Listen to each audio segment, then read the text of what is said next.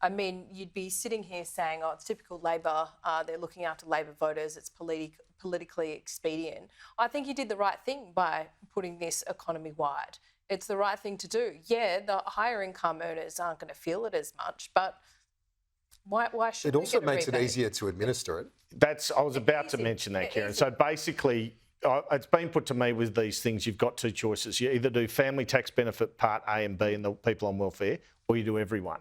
Otherwise, you have to create a whole new system to get the data if you put the cut-off at $250 grand per household. And this is simple, right? This is simple because if you pay your, as Andrew said, you pay your electricity bill quarterly, you don't have to apply for a rebate. But the real criticism economically that the Treasurer is going to face is the spending. The fact that there is so much spending out to the out years with very big yawning gaps in terms of the deficit and the debt that emerges. That's where the criticism is going to come.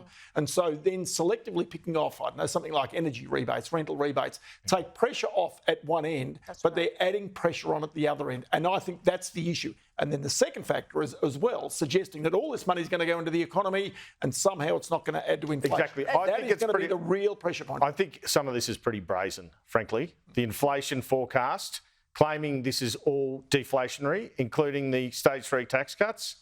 I mean, come on. And also halving migration, if they can do it, sure. Well, yeah, I don't believe they'll be able to do it. Why don't you believe they'll be able to do it? Well, they haven't demonstrated they could so far. They had a target this year of 375. They're saying it's going to be 395. And the figures out early in January and February indicated the net migration was still even higher than that level. And this does feed into the view that there'll be an early election, though, because if there is an early election, say September, October, November, it won't be October because Queensland is then, but say September, November, December, then you don't have to live with the reality of what Andrew's saying, i.e. we got the inflation forecast wrong. That's why it's brazen. So, Andrew, but at what point can the government go to the polls without actually needing some reason to go to the polls, some political reason? Well, I think, yeah. And I don't think it would be September. Yeah. Everyone's talking about November 30, December 7. Look, I had messages this evening and even this morning from the opposition. I can tell you their view, at least, is that this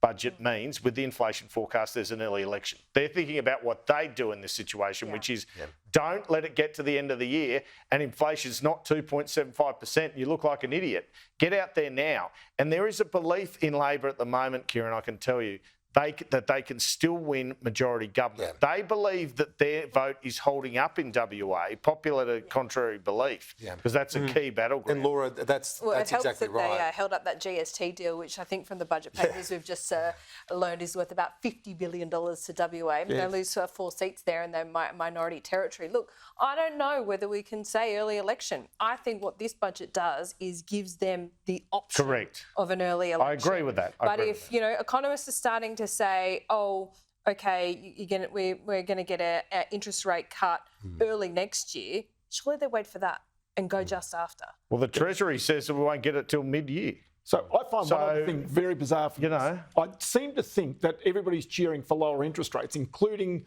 the government right now.